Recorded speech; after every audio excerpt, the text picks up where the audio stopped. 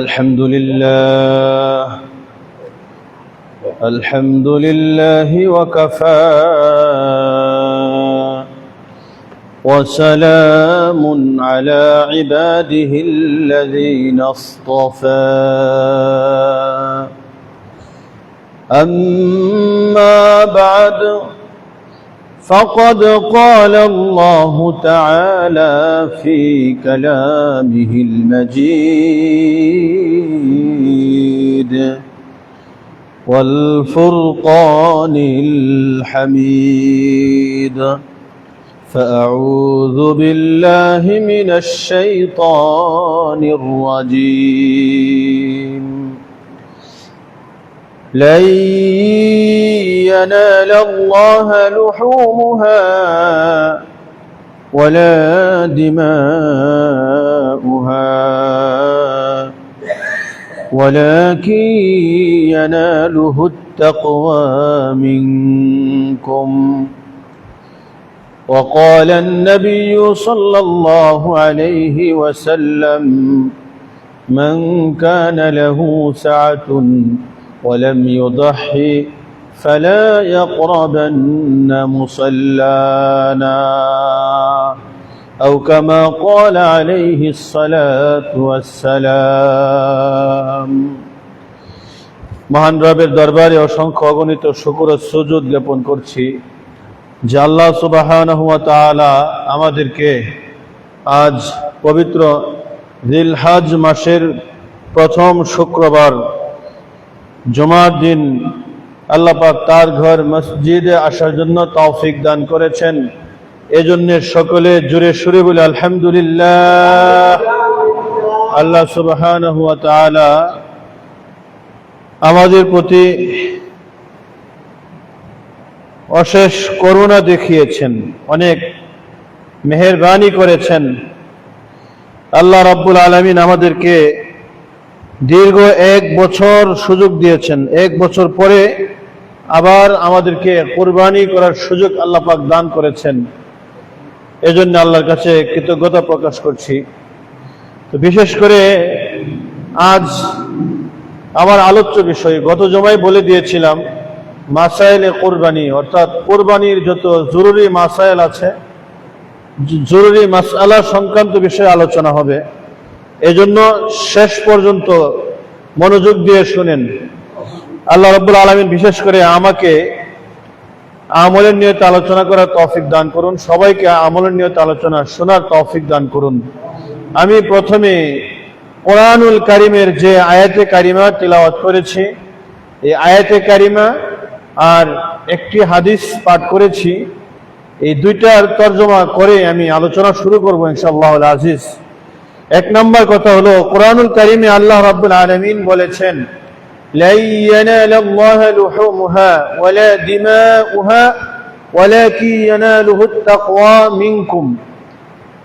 আল্লাহর কাছে কুরবানির পশুর, আল্লাহর কাছে কুরবানির পশুর রক্ত মাংস পৌঁছায় না। আল্লাহর কাছে কি পৌঁছায়? আল্লাহর কাছে পৌঁছায় তাকওয়া। আমাদের পক্ষ থেকে আমাদের যে তাকওয়া, এই তাকওয়া আল্লাহর কাছে পৌঁছায়। তো বুঝতে হবে আমাদেরকে কুরবানি দেওয়ার জন্য আগে আমার অন্তরে তাকওয়া পরিশুদ্ধ করতে হবে, আমার অন্তরকে আগে পরিশুদ্ধ করতে হবে।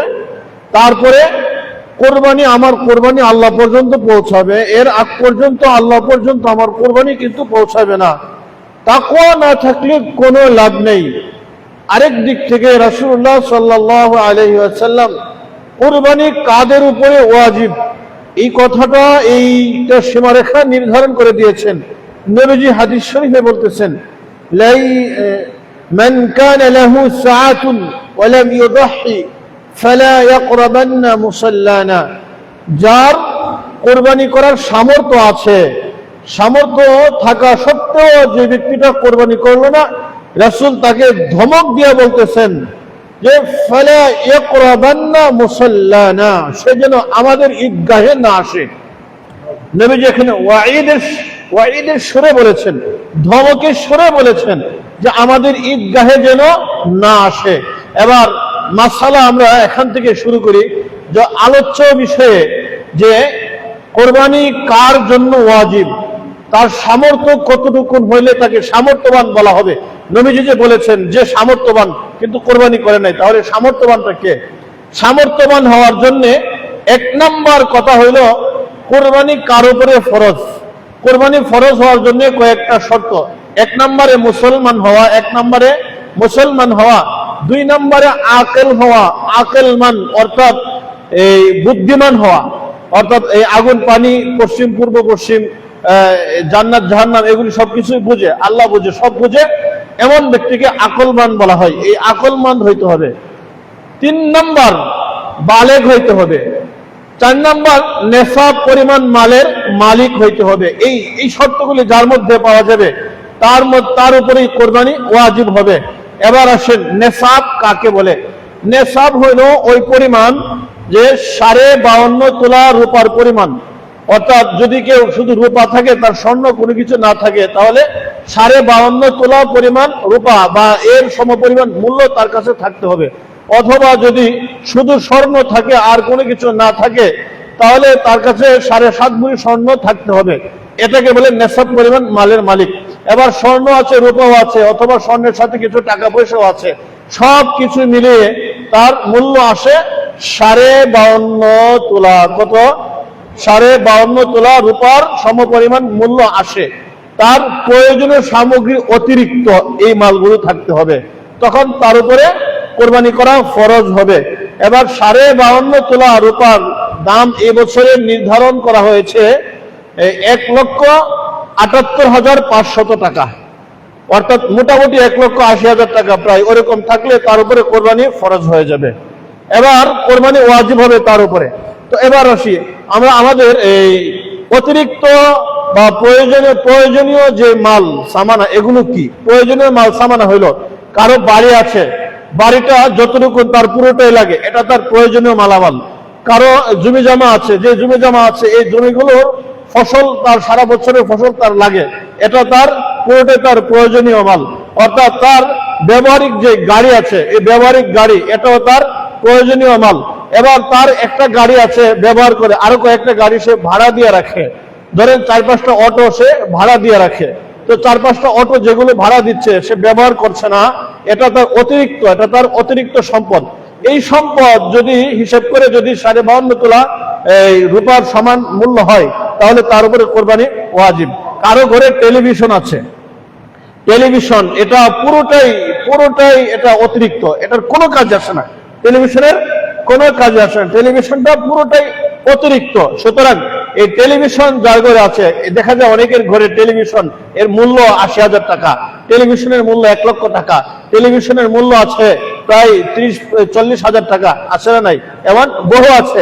তো এই ধরনের যেগুলো আছে সমস্ত টেলিভিশন, এগুলো প্রয়োজনীয় অতিরিক্ত। কারো মোবাইল লাগবে একটা, তার আছে 2টা, এই 2টাকে নেশাবের মধ্যে গণ্য করতে হবে। কারো জামা কাপড়, একটা মানুষের জামা কাপড় সর্বোচ্চ দরকার এই 3 সেট বা 4 সেট কাপড়, এর উপরে যে কাপড়গুলো আছে এগুলো তার নেশাবের মধ্যে গণ্য হবে। কারো ঘরের মধ্যে হাড়ি পাতিল ওঠানো আছে, বড় বড় হাড়ি পাতিল অথবা এই আপনার এই থালা বাসন, এগুলো জমানো আছে, সারা বছরে একবার কোনো কাজে লাগে না। সুতরাং এই যে মালগুলো আছে, এই মালগুলোকেও প্রয়োজনের অতিরিক্ত হিসেবে গণ্য করতে হবে। অবশ্যই প্রয়োজনের অতিরিক্ত মাল হিসেবে তাকে গণ্য করতে হবে। বিশেষ করে আমাদের সমাজের মহিলাদেরকে দেখা যায় বাজারে গেল বা বাণিজ্য মেলায় গেল, ওখানে যাওয়ার পরে দেখা যায় ভালো একটা থালা বাসন বা সিরামিক্সের একটা সেট খুব ভালো লাগছে, তারা ক্রয় করে নিয়ে আসছে। সারা বছরে কোনো প্রয়োজন এর কোনো দরকার হয় না। তো এক একটা সেটের দাম প্রায় 20,000, 25,000, 40,000, 30,000 টাকা, ওরকম ইত্যাদি ইত্যাদি। এগুলো হিসাব করলে দেখা যায় প্রত্যেকটা মানুষের ঘরে অতিরিক্ত এই পরিমাণ মাল থাকে যে মালগুলো প্রায় 1 লক্ষ টাকার কাছাকাছি হয়ে যায়। অথবা অনেকের ঘরে এমন আছে যে এই শুধু অতিরিক্ত মালই তার নেশাবের পূর্ণ নেশাবটাকে ফিল আপ করে ফেলে। আবার দেখা যায় অনেক জায়গায় অনেকের বাড়ি আছে, বাড়ির সাথে বাড়ির পাশে কিছু জায়গা অতিরিক্ত আছে, যে জায়গাটা সারা বছর তার কোনো কাজে লাগে না। এমন বাড়িওয়ালা অনেকের আছে না? অনেকেই তো আছে এমন। তো এমন বাড়িওয়ালা যারা আছে, তো তাদের ক্ষেত্রে বিশেষ করে ওই জায়গাটা যেটা কাজে লাগে না সারা বছর, এটা অতিরিক্ত প্রয়োজনের অতিরিক্ত হিসাবে গণ্য করতে হবে। এর মূল্য নির্ধারণ করে, মূল্য যদি 52.5 তোলা রূপা পরিমাণ হয়, তার উপরে কোরবানি ওয়াজিব হয়ে যাবে। এরপরে কারো দেখা যায় জমি আছে, যে জমিগুলো 20 বিঘা জমি আছে বা 10 বিঘা জমি আছে, এর মধ্যে 1 বিঘা জমির ফসল না হলেও তার চলে, তাহলে এই 1 বিঘা জমিন, এই জমিনটা অতিরিক্ত হিসেবে গণ্য হবে। 1 বিঘা জমিনের দাম যদি 52.5 তোলা রূপার সমপরিমাণ হয়, তাহলে এই ব্যক্তির উপরে কোরবানি ওয়াজিব হয়ে যাবে। রাসূল বলেন, এরা যদি কোরবানি না করে তাহলে এরা যেন আমার ঈদগাহে না আসে। কোরবানি না করলে এরা যেন আমাদের ঈদগাহে না আসে। নবী সাল্লাল্লাহু আলাইহি সাল্লাম এদেরকে ধমক দিয়েছেন, নবীজি এদেরকে শাসনের স্বরে বলেছেন।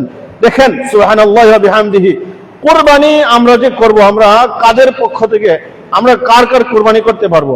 এবার প্রত্যেকটা ব্যক্তি সে যে কারো কোরবানি করতে পারবে। যদি এমন ব্যক্তির কোরবানি করে যার উপরে কোরবানি ওয়াজিব, তাকে অবশ্যই বলতে হবে যে তোমার কোরবানিটা আমি করে দিব, তোমার পক্ষ থেকে আমি কোরবানি করে দিচ্ছি, বা তার কাছ থেকে অবশ্যই অনুমতি আনতে হবে, তারপরে তার কোরবানি করবে। এছাড়া কোরবানি শুদ্ধ হবে না। এবার নাবালেগ সন্তানের পক্ষ থেকে পিতা কোরবানি করতে পারবে কিনা? হ্যাঁ, নাবালেগ সন্তানের পক্ষ থেকে পিতা কোরবানি করতে পারবে, তবে এই ক্ষেত্রে সওয়াব যা হওয়ার সব পিতার হবে, নাবালেগ সন্তানের সওয়াব হবে না, কারণ সে তো শরীয়তের মুকাল্লাফই না, সে শরীয়তের মুকাল্লাফই না। সন্তান যত ইবাদত করবে, সমস্ত ইবাদতের সমপরিমাণ সওয়াব আল্লাহ তাআলা পিতামাতার আমলনামায় দান করবেন। তো এবার আসেন, কোন ব্যক্তি বেয়াকুফ, তার আকল বুদ্ধি নাই, আকলমান্দ না, তার মাল আছে, পর্যাপ্ত পরিমাণ মাল আছে, তার উপরে কোরবানি ওয়াজিব হবে কিনা? মাসআলা বলে না, তার উপরে কোরবানি ওয়াজিব হবে না। কোন ব্যক্তি নাবালেগ, শিশু নাবালেগ, তার মাল আছে পর্যাপ্ত পরিমাণ, এবার এই মালের উপর তারও কোরবানি ওয়াজিব হবে না, কারণ নাবালেগের উপরে কোরবানি ওয়াজিব হয় না। এই নেশাব পরিমাণ মাল কতটুকু সময়ের প্রয়োজন? সময়ের প্রয়োজন হইল 10 তারিখ থেকে নিয়ে, 10 তারিখ সকাল থেকে নিয়ে 12 তারিখ সূর্য ডোবার আগ পর্যন্ত, এতটুকু সময়ের মাঝে যদি কেউ নেশাব পরিমাণ মালের মালিক হয়ে যায়, তাহলে তার উপরে কোরবানি ওয়াজিব হয়ে যাবে। অনেকে আবার এখানে বলতে চায়, আমার তো যাকাত ওয়াজিব হয় নাই, আমার তো সম্পদ আছে, স্থাবর সম্পদ আছে, তো যাকাত তো ওয়াজিব হয় না, কোরবানি কেন ওয়াজিব হবে? তো যাকাতের নেশাব আর কোরবানির নেশাবের পরিমাণ এক হইলেও সবগুলি শর্ত এক না। যাকাতের শর্ত কোরবানির নেশাবের শর্তের মধ্যে নাই, কারণ যাকাতের শর্ত হইল 1 বছর ঘুরে আসা, 1 বছর ঘুরে আসা। কোরবানির শর্ত 1 বছর ঘুরে আসা না, কোরবানির শর্ত হইল মাত্র 3 দিন, মাত্র 3 দিন, 10 তারিখ সকাল থেকে নিয়ে 11 তারিখ 12 তারিখ সূর্য ডোবার আগ পর্যন্ত, এই সময়ের ভিতরে যে কোনো সময় সে চাই একদিনের জন্য নেশাব পরিমাণ মালের মালিক হোক, সে চাই 2 দিনের জন্য নেশাব পরিমাণ মালের মালিক হোক, বা পুরোটা সময়ের জন্য নেশাব পরিমাণ মালের মালিক হোক, অথবা 1 ঘন্টার জন্য নেশাব পরিমাণ মালের মালিক হয়েছে, বা আধা ঘন্টার জন্য নেশাব পরিমাণ মালের মালিক হয়েছে, অর্থাৎ এই সময়টার মধ্যে যদি তার কাছে নেশাব পরিমাণ মাল পাওয়া যায়, তাহলে তার উপরে কোরবানি ওয়াজিব হয়ে যাবে। তাহলে বোঝা গেল কোরবানি ওয়াজিবের জন্য শর্ত হলো মাত্র 3 দিন, মাত্র 3 দিন। তো মুসাফির অবস্থায় যদি কোনো ব্যক্তি থাকেন, তাহলে মুসাফির অবস্থায় তার উপরে কোরবানি ওয়াজিব হবে না। মুসাফির অবস্থায়, আবারও বলছি, ভালো করে শুনেন, মুসাফির অবস্থায় তার উপরে কোরবানি ওয়াজিব হবে না, তার জিম্মায় কোরবানি ওয়াজিব হবে না। হ্যাঁ, মুসাফির থেকে যদি 3 দিনের মধ্যে, এই উল্লেখিত নির্ধারিত সময়ের মধ্যে যে কোনো সময় সে যদি চলে আসে, মুকিম হয়ে যায়, বাড়িতে চলে আসে অথবা মুকিম হয়ে যায়, সে সফর অবস্থায় এই 10 তারিখ সকাল থেকে নিয়ে 12 তারিখ সূর্য ডোবার আগ পর্যন্ত, এর ভিতরে সে নিয়ত করেছে যে আমি এখানে 15 দিন অবস্থান করব, তাহলে তার উপরে কোরবানি ওয়াজিব হয়ে যাবে, কারণ ব্যক্তি মুকিম হয়ে গেছে। এবার কোরবানি করার জন্য সময়টা, কোন সময়টা সবচেয়ে উত্তম? কোরবানি করার জন্য সবচেয়ে উত্তম সময় হলো 10 তারিখ। কত তারিখ? 10 তারিখে কোরবানি করার জন্য সবচেয়ে উত্তম সময়। কোরবানি কখন করবে? 10 তারিখ যে এলাকায় কোরবানি করবে ওই এলাকায় ঈদের নামাজ শেষ হওয়ার পরপর কোরবানি করতে পারবে। অবশ্যই ওই এলাকায় ঈদের নামাজের আগে যদি কেউ কোরবানি করে তাহলে কোরবানি হবে না, কোরবানি হবে না। হ্যাঁ, যার কোরবানি সে যদি অন্য স্থানে নামাজ পড়ে আসার পরে ওই জায়গাতে সে এখানে এসে কোরবানি করতে পারবে, যদিও এই মহল্লায় এখনো ঈদের নামাজ হয় নাই, কারণ কোরবানি যার সে নামাজ পড়ে চলে আসছে, এখন তার কোরবানি হবে, অন্যদেরটা কিন্তু হবে না, অন্যরা অবশ্যই নামাজ পড়ে নিতে হবে। এবার আসেন, ব্যক্তি অন্য মহল্লায় আছে, সে এখানে আসতে পারে নাই, এখন তার কোরবানিটা যদি অন্য কেউ করে দেয় তাহলে হবে কিনা? হ্যাঁ, তার পক্ষ থেকে পশুটা যদি অন্য কেউ জবাই করে দেয়, সেখানে উপস্থিত হতে পারে নাই, এমত অবস্থায় তার কোরবানি হয়ে যাবে। এবার কোরবানি এর সময়টা অবশ্যই যদি কোনো ব্যক্তি যদি এমন কোনো সমস্যায় পড়ে যে নামাজ পড়তে পারে না, নামাজ পড়তে পারে নাই, যেমন ধরেন তার স্ত্রীর ডেলিভারি আছে, তার ইমার্জেন্সি উপস্থিত থাকতে হচ্ছে, অথবা এমন কোনো বিপদে আটকে পড়েছে যে বিপদের কারণে আসতে পারতেছে না, নামাজ পড়তে পারতেছে না, তাহলে নামাজের সময় অতিবাহিত হয়ে যাওয়ার পরে, নামাজের সময় অতিবাহিত হয়ে যাওয়ার পরে, নামাজের সময় কখন ফিকার কিতাবে আছে যে সূর্য ওঠার পর থেকে, ইশরাকের সময় হয় না, এই সময়ের পর থেকে নিয়ে সূর্য হেলে যাওয়ার আগ পর্যন্ত, এর আগ পর্যন্ত সময়, এর ভিতরে ঈদের নামাজ আদায় করবে। অর্থাৎ এই সময়টা যখন পার হয়ে যাবে, সূর্য যখন পশ্চিম দিকে, যখন মাথার উপর থেকে হেলে যাবে, এরপরে ব্যক্তি নামাজ পড়তে না পারলেও এরপরে গরুটা জবাই করতে পারবে, তার কোরবানির পশু জবাই করতে পারবে। এবার অন্য আরেকটি মাসআলা, কোরবানি করার ক্ষেত্রে যারা জবাই করবে, অনেকে চায় যে আমার পশুটা আমিও একটু জবাই শরীক হয়, নিজেও শরীক হয়, নিজের সন্তানদেরকে, ছোট বাচ্চাদেরকেও শরীক করাতে চায়, অথবা কসাই যারা আছে তারাও কি করে একটু শরীক হয়, শেষে কসাই একটু জবাই করে, অথবা এই শরীকি যারা আছে সবাই একটু একটু শরীক হতে চায়। তো যারা শরীক হবে সবাই অবশ্যই বিসমিল্লাহ আল্লাহু আকবার বলতে হবে। কেউ যদি বিসমিল্লাহ আল্লাহু আকবার না বলে তাহলে এই পশুর মাংস খাওয়া, গোশত খাওয়া জায়েজ হবে না, এই পশুর গোশত খাওয়া জায়েজ হবে না। আল্লাহর নাম ছাড়া গায়রুল্লাহর নামে কোরবানি হয়েছে বা গায়রুল্লাহর নামে জবাই হয়েছে বলে গণ্য হবে। সুতরাং এজন্য সবাইকে অবশ্যই বিসমিল্লাহ আল্লাহু আকবার বলতে হবে। এবার কোরবানি যদি নির্দিষ্ট সময়ে কেউ জবাই করতে না পারে তাহলে কি করবে? অর্থাৎ 10 তারিখ, 11 তারিখ, 12 তারিখ পার হয়ে গেছে, কোরবানি এবার তারা করতে পারে নাই, পশু জবাই করতে পারে নাই, তাহলে এমত অবস্থায় 12 তারিখ সন্ধ্যাবেলা পার হয়ে যাওয়ার সাথে সাথে তখন তার উপরে ওয়াজিব হয়ে যাবে এই পশুটা সম্পূর্ণ সৎকা করে দেওয়া। এই পশুটা সে আর রাখতে পারবে না, এটা জবাই করে সে নিজে ভক্ষণ করতে পারবে না, পুরোটা একসাথে সৎকা করে দেবে। এবার আসেন, যদি পুরোটা সৎকা না করে প্রথমে জবাই করে ফেলে, কোনো উলামায়ে কেরামকে জিজ্ঞেস করেন নাই, কোনো আলেমের কাছেও জানতে যায় নাই, ভুলবশত হোক বা ইচ্ছে করে হোক সে জবাই করে ফেলছে, এখন কি করবে? তো জবাই করার পরে অবশ্যই গোশত বাটখারা দিয়ে মাপবে, পাল্লা দিয়ে গোশতটা ওজন করবে। ওজন করার পরে গরুটার দাম যদি মনে করেন 1.5 লক্ষ টাকা হয়, তাহলে গোশত ওজন করার পরে হিসেব করবে কত কেজি গোশত হয়েছে, তাহলে যে গোশতটা হয়েছে সম্পূর্ণ গোশতের দাম কত টাকা আসে। যদি দেখা গেল 1.5 লক্ষ টাকার চাইতে আরো 10,000 টাকা কম, অথবা 1.5 লক্ষ টাকার চাইতে 5,000 টাকা, 7,000 টাকা কম, অর্থাৎ যে পরিমাণ কম আছে এই পরিমাণ টাকা সহ গোশতটা একসাথে সদকা করে দিতে হবে। কারণ জবাই করলো কেন? জবাই করার তো কোনো প্রয়োজন ছিল না, পুরো গরুটা একসাথে সদকা করে দিলেই হয়ে যেত, পশুটা একসাথে সদকা করে দিলেই হয়ে যেত। যেহেতু জবাই করে ফেলছে এই জন্য গোশত ওজন করতে হবে, এবং গোশত কত টাকার গোশত আছে, গরুর মূল্য কত টাকা, এই মূল্যটা পশুর মূল্য আর গোশতের মূল্য সমান না হইলে সমান করে সম পরিমাণ যত টাকা বাকি হবে এত পরিমাণ টাকা দিয়ে পুরোটা একসাথে সদকা করে দিবে। এরপরে আসেন কোরবানি করার ক্ষেত্রে আমরা অনেকে শরীক হই। কয়জনকে শরীক করা যাবে? তো শরীকের আগে আমরা জেনে নেই কোন কোন পশুতে শরীক করা যায় আর কোন কোন পশুতে শরীক করা যায় না। এবার শরীক করার ক্ষেত্রে গরু, মহিষ, উট, গরু, মহিষ, উট, এই তিন প্রকারের পশুর মধ্যে শরীকি কুরবানি দেওয়া যায়। আর বাকি 3 প্রকার, মোট 6 প্রকার পশু দিয়ে কুরবানি করা যায়। যে বকরি বা ছাগল, দুম্বা, ভেড়া, ছাগল, ভেড়া, দুম্বা, গরু, মহিষ, উট, এই 6 প্রকারের পশু দিয়ে কুরবানি করা যায়। তো গরু, মহিষ, উট এই 3 প্রকারের পশুর সাথে শরীক নেওয়া যাবে।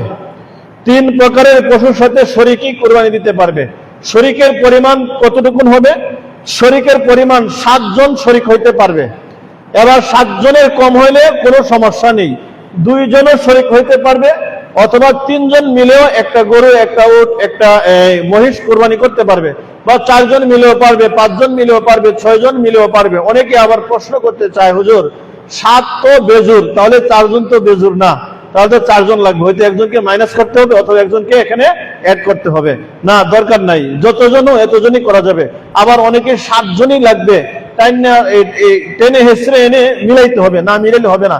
বা 6 জন হয়েছে, 6 জন মিলে করে কি যে সবাই মিলে রাসূল সাল্লাল্লাহু আলাইহি ওয়াসাল্লাম নাম দিয়ে, না, সবাই মিলে দিলে হবে না। 6 জনের মধ্যে যে কোনো একজন দিতে পারবে, এক নাম একজনে দিবে, এক নামের একজনের কুরবানি একজনের পক্ষ থেকে একজন দিতে পারবে, অর্থাৎ এক অংশের কুরবানি এক অংশ একজনে দিবে। কয়েকজন মিলে এক অংশ দিলে কুরবানি হবে না। রাসূলুল্লাহ সাল্লাল্লাহু আলাইহি সাল্লামের তার জন্য যদি কেউ কুরবানি দেন তাহলে তো এটা উত্তম। নবীজি সাল্লাল্লাহু আলাইহি সাল্লাম হযরত আলী রাদিয়াল্লাহু তাআলা আনহুকে বলছিলেন যে আমি ইন্তেকাল করলেও আমার পরে তুমি আমার জন্য কুরবানি দিবা। তো আলী রাদিয়াল্লাহু তাআলা আনহু যতদিন জীবিত ছিলেন, যত বছর কুরবানি করেছেন, প্রত্যেক বছর রাসূলুল্লাহ সাল্লাল্লাহু আলাইহি সাল্লামের জন্য একটা অংশ কুরবানি করেছেন। সুবহানাল্লাহি ওয়া বিহামদিহি। এজন্য সবাই মিলে যদি কুরবানি এক অংশ দেয় তাহলে অবশ্যই কুরবানি হবে না। এবার আসেন, কুরবানির শরীক নেওয়ার ক্ষেত্রে আমাদেরকে অবশ্যই যাচাই বাছাই করতে হবে। কুরবানির শরীকি যারা আছে এদের মধ্যে কেউ যদি এমন থাকে যে গোশত খাওয়ার জন্য কুরবানি দিবে, তাহলে তার এই খাওয়ার নিয়ত থাকার কারণে তার নিজের কুরবানি তো হবেই না, অন্য যারা আছে এদেরও কুরবানি হবে না। এজন্য অবশ্যই শরীক নেওয়ার ক্ষেত্রে যাচাই বাছাই করে নিতে হবে। এবার আসেন, কোরবানির করার ক্ষেত্রে যেই টাকা দিয়ে কোরবানি করবে তার টাকা হালাল না হারাম। যদি কারো টাকা হারাম থাকে, যেমন ব্যাংকার, সে ব্যাংক থেকে চাকরি করে, ব্যাংকের তো বেতন পায়, তো বেতনটা সুদ থেকে আসে না, সুদের থেকে তো বেতন আসে, অথবা অন্যান্য যত প্রক্রিয়া আছে সুদের, ওই সুদী প্রক্রিয়া থেকে তার টাকাটা এখানে আসে, অথবা হারাম প্রক্রিয়া থেকে চাঁদাবাজির টাকা হইতে পারে, আবার এই দেখা যায় টেন্ডারবাজির টাকাও হইতে পারে, অথবা অন্যের টাকা মেরে খাওয়ার এই অংশও হতে পারে। এই ধরনের যত হারাম টাকা আছে, ওই হারাম টাকা দিয়ে কেউ যদি শরীক হয় তাহলে এর সাথে যারা শরীক হবে কারোই কুরবানি হবে না, কারোর কুরবানি হবে না। এজন্য শরীক নেওয়ার ক্ষেত্রে অবশ্যই আপনাকে আমাকে এই জায়গাতে সতর্কতা অবলম্বন করতে হবে। এরপরে অনেকে আবার এমন নিয়ত করে আগ থেকেই যে আমি 3 অংশে কুরবানি দিব, 3 অংশে কুরবানি দেব, এক অংশের গোশত আমরা নিজেরা খাবো, আত্মীয় স্বজনকে দেব, আর বাকি অংশ যা থাকবে এটা দিয়ে মেয়ের বিবাহটা সম্পন্ন করে নিব, বা ছেলের বিবাহটা সম্পন্ন করে নিব, অথবা আমার বাড়ির এই অনুষ্ঠান এটা সম্পন্ন করে নিব। তাহলে কুরবানি দিল এক অংশ বা 2 অংশ, বাকি অংশটা কিসের জন্য? খাওয়ার জন্য। এমন নিয়ত করার জন্য কারোর কুরবানি হবে না। তবে হ্যাঁ, এর এগেইনস্টে আরেকটা মাসালা আছে। কেউ যদি চায় যে আমি এখান থেকে 3 অংশ কুরবানি দিব, আর 2 অংশ কুরবানি না, 2 অংশের গোশত আমি আলাদা রেখে দেবো, এটা দিয়ে আমি আমার অমুক একটা অনুষ্ঠানের কাজ সম্পন্ন করবো, এটা করতে পারবে। কারণ এটা কিন্তু বাকি 2 অংশ, এটা কুরবানি না। 2 অংশ কিনা কুরবানি না। আবারও বলছি, এই মাসালাটা একটু জটিল, ভালো করে বুঝেন। কেউ যদি চায় যে 3 অংশ, একটা পশু থেকে 3 অংশ কুরবানি দিবে, আর 2 অংশ অথবা 4 অংশ বা বাকি অংশটা এটা কুরবানি দিবে না, এটা গোশতটা আলাদা রাখবে, এটা কোনো একটা অনুষ্ঠান কাজ সম্পন্ন করার জন্য, এটা করতে পারবে, এটার অনুমতি আছে। তবে এটা এখানে সুন্দর না, এই কাজটা সুন্দর না, কারণ এই কুরবানির পশুর সাথে এই অংশটাকে মিলানোর মধ্যে আলাদা কোনো ফায়দা নেই। আবার এখানে ওই অংশের সাথে এটা কোরবানির অংশের সাথে মিলানোর কারণে এখানে খরচও বেশি হয়, কারণ কোরবানির পশুর দামটা তুলনামূলক একটু বেশি থাকে, তো দেখা যায় বাকি অংশ যে টাকা লাগবে এই টাকা দিয়ে যদি সে আলাদাভাবে গোশত কিনে তাহলে গোশত আর একটু বেশি কিনতে পারবে। তাহলে সুতরাং এখানে না এসে ওই দ্বিতীয় সুরত যেটা বলছে আলাদাভাবে পরবর্তী সময়ে তাজা গোশত কিনে নিয়ে আসাটা এটাই উত্তম, এটাই সুন্দর। কুরবানির গোশত এই পশুর সাথে ওই অংশটাকে মিলানো, অনুষ্ঠানের অংশ মিলানো, এটা সুন্দর না, এটা জায়েজ আছে। জায়েজ থাকলে সব জায়েজের উপর আমল করা কিনা জরুরি না, সব জায়েজের উপর আমল করাটা সুন্দর না। কিছু জায়েজ হইলো ওই তবকার যেটা হলো একদম নিম্ন, হালালের একদম নিম্ন তবকাটা। এরপরে আসে আল্লাহু আকবার, কুরবানি করার ক্ষেত্রে একজন বা দুইজন বা তিনজনে মিলে একটা গরু বা মহিষ অথবা একটা উট ক্রয় করলো, তো সেক্ষেত্রে দেখা গেল আরেকজন ব্যক্তি পশু ক্রয় করতে পারে নাই, তার উপরে কোরবানি ওয়াজিব হয়ে আছে। তো এই জায়গাতে এসে তারা তিনজনের কাছে যদি আবদার করে আমাকে রাখেন, তো এখানে তাকে রাখতে পারবে, মাসালাগত কোনো সমস্যা নেই। সে এক অংশের জন্য এখানে সে এক অংশ বা দুই অংশ যতটুকু অংশের জন্য আসবে এতটুকু অংশের টাকা পরিশোধ করে নিবে, আর এই টাকাটা যে তিনজন বা দুইজন মিলে যে পশুটা ক্রয় করেছে তারা ওই টাকাটা সৎকা করে দিবে, এটাই উত্তম। চাইলে তারা এটা বন্টন করে নিতে পারবে, তবে না নেওয়াটা উত্তম। এটা বন্টন করে নিবে না, এটা সদাকা করে দিবে, এটাই সুন্দর, এটা সুন্দর, এটা উত্তম, এটা উত্তম। এরপরে আসেন কোরবানি করার ক্ষেত্রে কোন ব্যক্তি দরিদ্র ব্যক্তি তার উপরে কোরবানি ওয়াজিব না।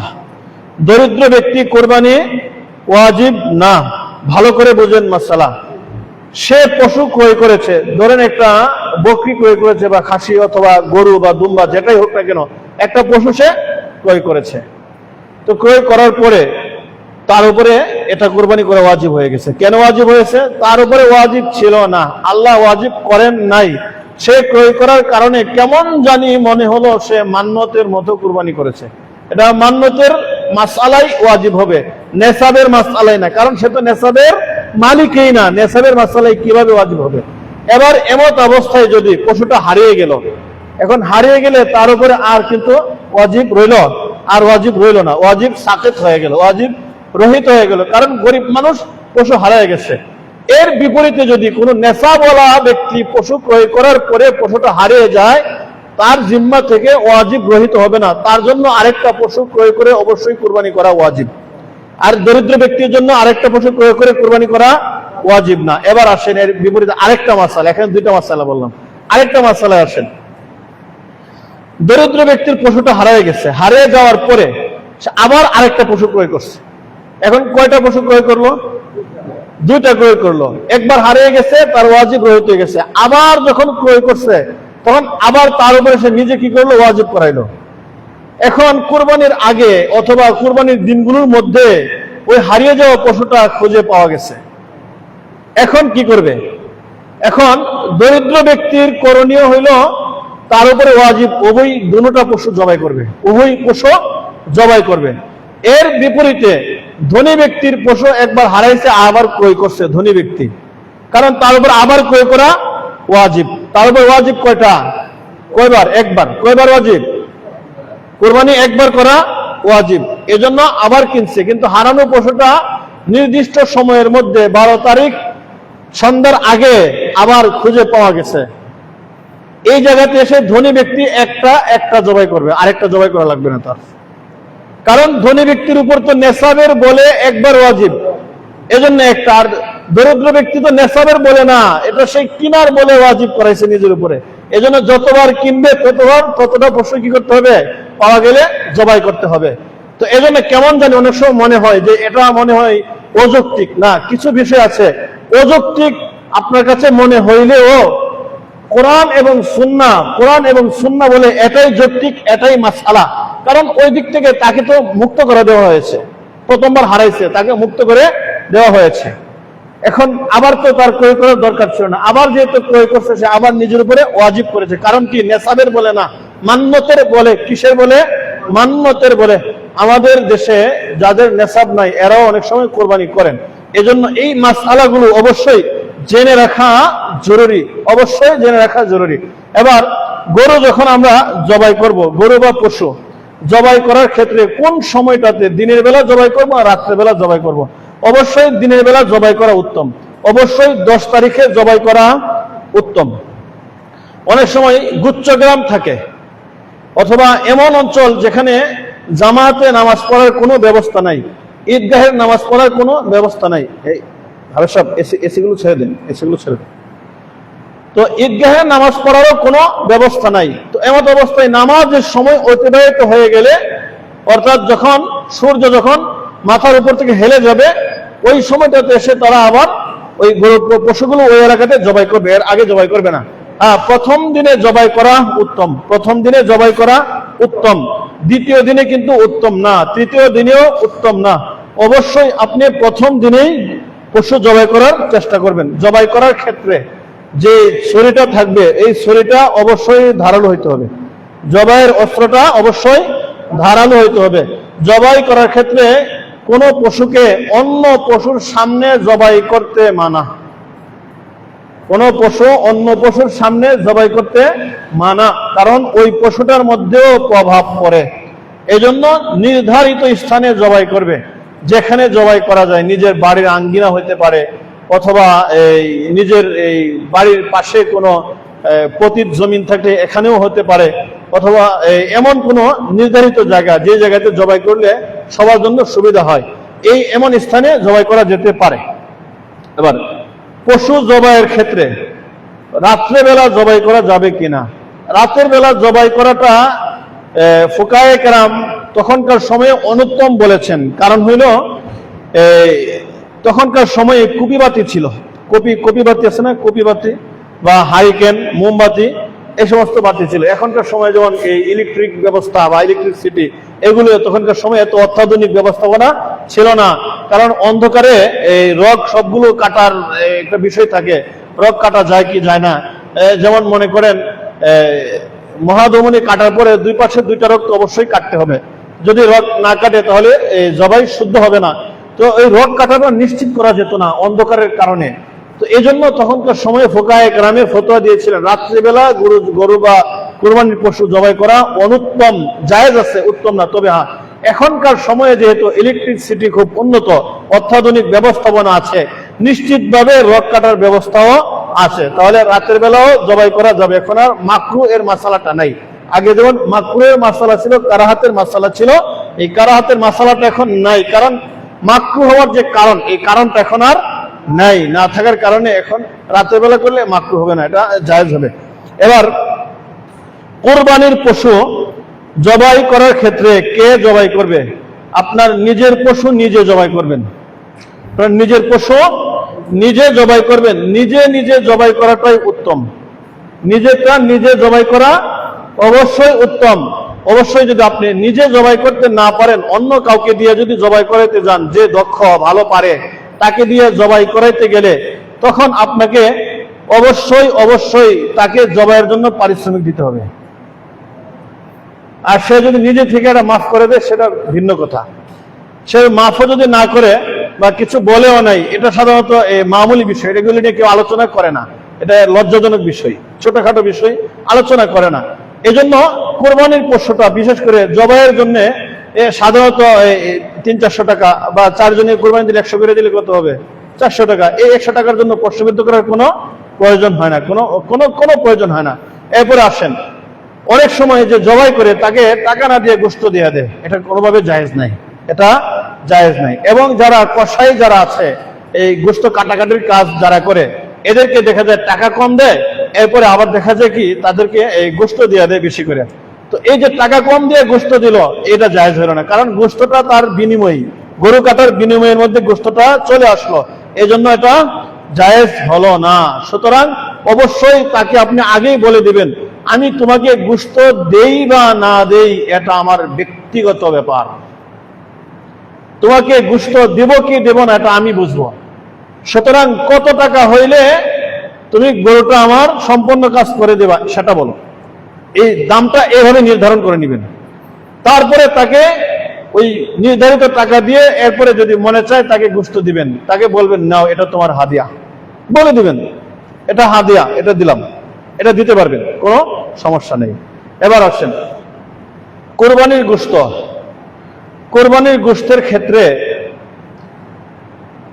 আপনার যদি কোনো কর্মচারী থাকে, কর্মচারীর খাবার, কর্মচারীর খাবার আপনার জিম্মাই। তো কর্মচারীর খাবার যেহেতু আপনার জিম্মাই, তো খাবারটা তার বেতনের অন্তর্ভুক্ত, খাবার তার বেতনের অন্তর্ভুক্ত। সুতরাং তাকে এক বেলা খাবারের জন্য আপনি বা এই প্রতিবেলায় খাবারের সময় তাকে এই সাধারণ তরকারি না দিয়ে যদি ডাইরেক্ট কোরবানির এই গোশত দিয়ে তাকে খাওয়াইয়া দেন, তাহলে এই গোশতটা যে খাইলো এটা কি হিসেবে খাইলো? সে বেতনভুক্ত, তার খাবারটা বেতনের অন্তর্ভুক্ত। এই খাবারটা কি হলো? তার বেতন হইলো। ভালো করে বুঝবেন, কোরবানির গোশত দিয়ে বেতনের অংশ পরিশোধ করা জায়েজ নাই। হ্যাঁ, অবশ্যই তাকে দিবেন, সুরত আছে। এটা তোমার স্বাভাবিক খাবার, যে আমার উপর যে তোমার প্রতিদিনের খাবারের জিম্মাদারি ছিল, এটা হলো তোমার স্বাভাবিক খাবার। এই তরকারিটা, এই সবজিটা, এটা তোমার স্বাভাবিক। আর এই যে কোরবানির গোশত, এটা তোমার জন্য হাদিয়া। এবার সে তার স্বাধীনভাবে খেয়ে নিবে, চাইলে এটা খাবে, চাইলে ওটা খাবে, চাইলে দুটোটাই খাবে, এটা তার ইখতিয়ার। এভাবে বলে দিবেন, তাহলে এটা জায়েজ হয়ে যাবে। এজন্য আমাদের সমাজে এই জিনিসটা বুঝে না। অনেকে নিজের এদেরকে, যারা কর্মচারী যারা আছে, এদেরকে পরিবারের অংশ মনে করে ওইটাই নিয়ে আসে, ওইভাবেই তারা তাদের খাবারটা দেয়, বলেও না তো, অথচ খাবারটা কি হয়ে গেল? এটা তার বেতনের একটা অংশ হয়ে গেল। নাউজুবিল্লাহ। এই বিষয়গুলো অবশ্যই খেয়াল করা চাই, অবশ্যই খেয়াল করা চাই। এবার কোরবানির গোশত বন্টন করার ক্ষেত্রে কি করবে? গোশত যেহেতু ওজনী জিনিস, অবশ্যই ওজন করে বন্টন করবে। আনুমানিক বন্টন করলে জায়েজ হবে না। কোরবানির গোশত আনুমানিক ভাবে বন্টন করলে জায়েজ হবে না। ওজন দিয়া সমান সমান বন্টন করবে। এক অংশে হাড্ডি বেশি, আরেক অংশে দেখা যায় গোশত বেশি, না, এটাও করবে না। হাড়গুলো আলাদা, গোশত আলাদা, সবগুলো আলাদা আলাদা করে বন্টন করবে। হাড় কত কেজি হয়, গোশত কত কেজি হয়, এটা মোটামুটি সবার একটা হিসেব থাকে। থাকে কি থাকে না? সবার একটা হিসেব থাকে। তো এবার আসেন, অনেকে আছে বলে যে আমাকে কলিজাটা দিয়ে দাও। না, এই ধরনের কোনো আবদার করা যাবে না। অনেকে এটা বলতে চায়, কারণ কলিজাটা অনেকের কাছে মজা লাগে, ভালো লাগে। অনেকে কলিজা খাইতে পছন্দ করে বেশি, বা সিনার গোশতটা খাইতে বেশি পছন্দ করে, আবদার করে এই সিনাটা আমাকে দিয়ে দাও। না, এটা আবদার করা যাবে না, এবং এখান থেকে এটা আনাও যাবে না। সবগুলো সমান সমান করে অবশ্যই বন্টন করতে হবে। বন্টনে কম বেশি হইলে কোরবানি কার হবে না। বন্টনে কম বেশি করা যাবে না। যার বন্টনে, যার অধিকারে যতটুকুন আছে তারে ততটুকুনই দিয়ে দিতে হবে। তার কাছ থেকে কোনো কিছুই রাখা যাবে না। এবার যদি কেউ একা কোরবানি করেন, তাহলে তার জন্য করণীয় কি? তার জন্য করণীয় হইল গোশত মাপার দরকার নেই। কথা বুঝতেছেন? গোশতটা ওজন করার দরকার নাই। কারণ গোশতটা ওজন করলে তখন মনে মনে হিসেব করে, এত কেজি গোশত হইলে গরুটার দাম অত টাকা, বা বকরিটার দাম অত টাকা, তাহলে আরো 10,000 টাকার গোশত কম হয়েছে। এই যে একটা হিসেব আসে এখানে, তার তাকওয়ার মধ্যে গুণে ধরে, তাকওয়ার মধ্যে সমস্যা করে। এজন্য মাপারই দরকার নেই। আপনারটা তো আপনারই আছে। পক্ষান্তরে কুরবানির গোশত তো একসময় খাওয়াই জায়েজ ছিল না। আল্লাহ তাআলা উম্মতে মুহাম্মাদের জন্য জায়েজ করে দিয়েছেন। একসময় এমন হয়তো যে আকাশ থেকে আগুন এসে পুরো গোশতটা পুড়িয়ে ফেলতো, পুরো জানোয়ারটা পুড়িয়ে ফেলতো, যার কোরবানি কবুল হইতো। যারটা কবুল হইতো না, এভাবে পড়ে থাকতো, এটা পরবর্তীতে নিয়ে এসে না এই ডাস্টবিনে ফালাই দিত। এটাকে কেউ আর বক্ষণ করতো না। কিন্তু আল্লাহ তাআলা আমাদের জন্য সুযোগ দিয়েছেন, এটা ব্যবহার করার সুযোগ আল্লাহ পাক আমাদেরকে দিয়েছেন।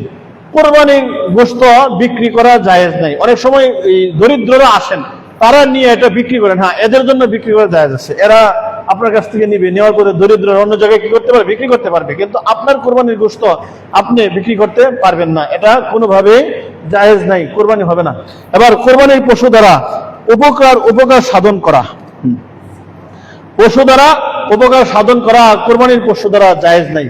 কোরবানির জন্তু দ্বারা যদি আপনি উপকার সাধন করতে যান, তাহলে যে পরিমাণে উপকার নিয়েছেন, ধরেন আপনি একদিন হাল চাষ করেছেন, তো একদিন হাল চাষ করলে অন্য জায়গা থেকে এমন একটা গরু ভাড়া করে আনলে কত টাকা লাগতো? ধরেন 500 টাকা লাগতো। এই 500 টাকা আপনাকে সৎকা করে দিতে হবে। অথবা কোরবানির পশু এর মাঝে তার উলানে দুধ জমে গেছে, তো দুধ জমে থাকার কারণে এই পশুটার কষ্ট হইতেছে। তো যারা বয়স্ক যারা আছেন এরা বুঝবেন, তো ঠান্ডা পানি ছিটিয়ে দিলে দুধ উপরে ওঠে, কষ্ট একটু কমে যায়, লাঘব হয়। তো এটাও করতে পারেন। তারপরে যদি সমস্যা মনে করেন যে এটা সমস্যা হইতেছে, বানগুলো একবারে এই তার যে উলান ঠসঠসা হয়ে গেছে, টুকা দিলে মনে হয় যে এই বান ফেটে দুধ পড়বে, ওরকম যদি কোনো কিছু মনে হয় বা এই খুব কষ্ট হইতেছে, উলান ফুলে গেছে, এই জায়গাতে দুধ আপনি দহন করতে পারবেন। দহন করার পরে যেহেতু কোরবানির পশু, এই দুধ আপনি বক্ষণ করতে পারবেন না, এটা সৎকার করে দিবেন। যদি ঘটনাক্রমে আপনি বক্ষণ করেই ফেলেন বা আপনার পরিবারের কেউ বক্ষণ করে ফেলছে, তো এই এমত অবস্থায় আপনাকে অবশ্যই হিসেব করতে হবে কত টাকা দুধ ছিল, এই দুধ বাজারে কিনতে গেলে কত টাকা লাগতে পারে, এই টাকাগুলো আবার সৎকার করে দিয়ে দিতে হবে। অর্থাৎ এই পশু দ্বারা উপকার নেওয়া কোনোভাবেই জায়েজ নাই। এবার আসেন কোরবানির পশুর চামড়া। কোরবানির পশুর চামড়া আপনি চাইলে এটা পুরোটাই আপনি নিজে রেখে দিতে পারেন। এটা দাবাঘাত করে হোক অথবা আধুনিক প্রযুক্তির প্রসেসিং যেভাবে হোক না কেন, আপনি এটাকে ব্যবহার করতে পারেন। যে কোনো ভাবে এটা চামড়ার ব্যাগ বানাইতে পারেন, অথবা চামড়ার জুতা বানাইতে পারেন, অথবা অন্যান্য কাজে লাগাইতে পারেন। নিজেরটা নিজে এটা করতে পারবেন, জায়েজ আছে। হ্যাঁ, যদি এটা আপনি বিক্রি করে দেন, তাহলে বিক্রির যে টাকা, এই টাকাটা সম্পূর্ণ সদকা করে দিতে হবে। গরিব দুঃখী যারা আছে এদেরকে সাদাকা করে, অবশ্যই সাদাকা করে দিতে হবে।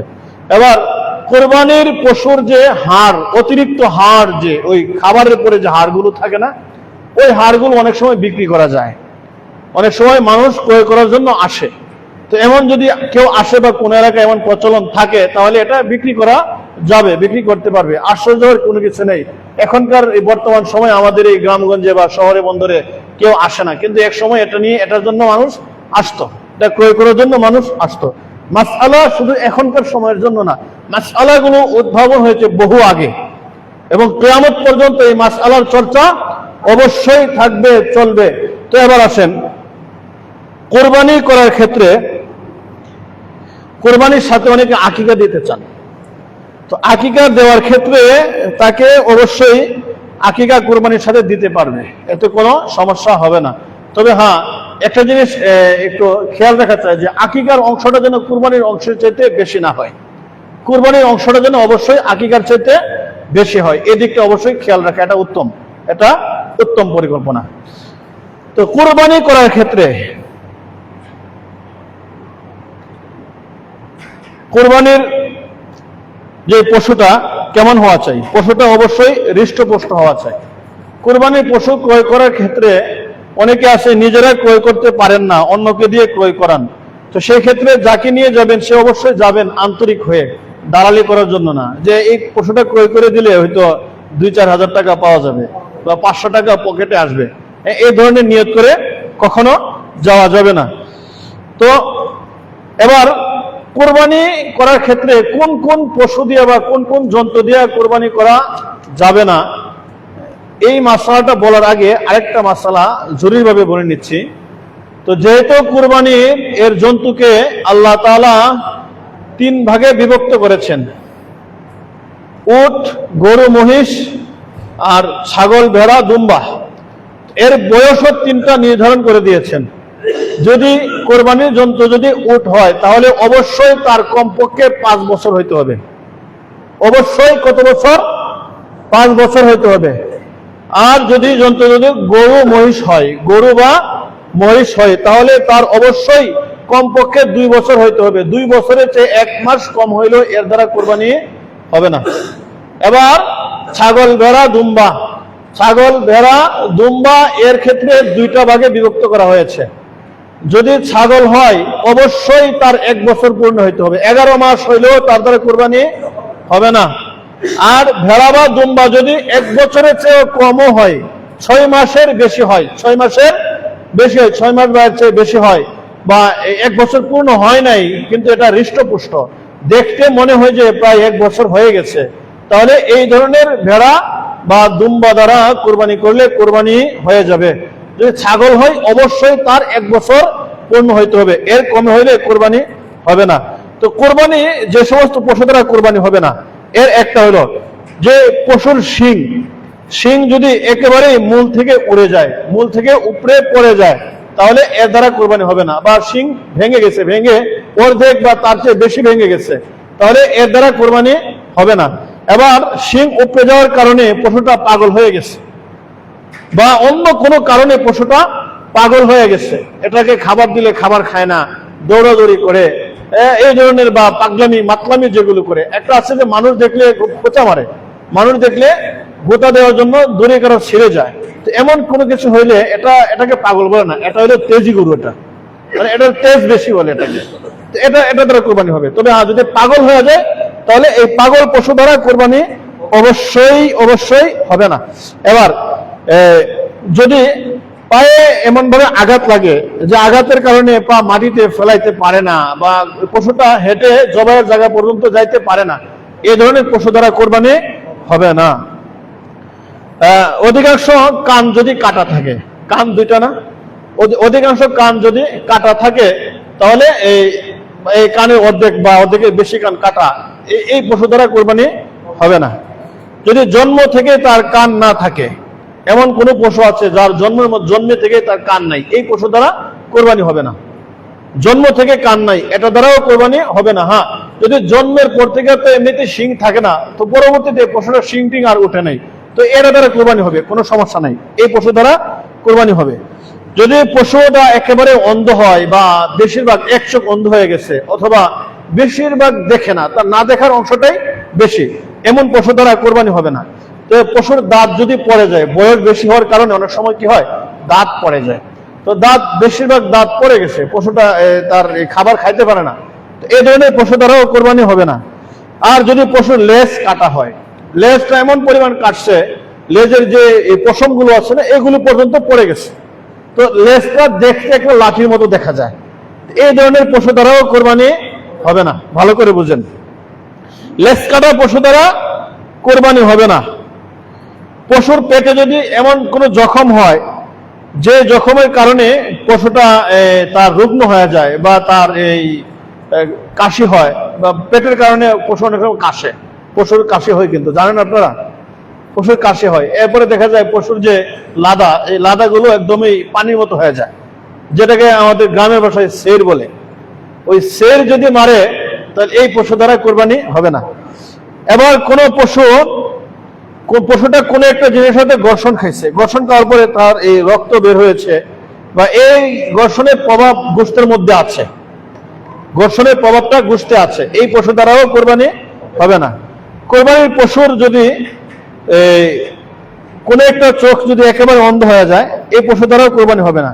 এবার পরবর্তী মাসালা, কোরবানির যে পশুটা, এই পশুটাকে ধরেন আপনার কুকুরে কামড় দিয়েছে, তো কুকুরে কামড় দেওয়ার পরে এই জায়গাতে গোশতটা মোটামুটি ঘা হয়ে গেছে, হ্যাঁ, এই ধরনের পশু দ্বারাও কোরবানি হবে না।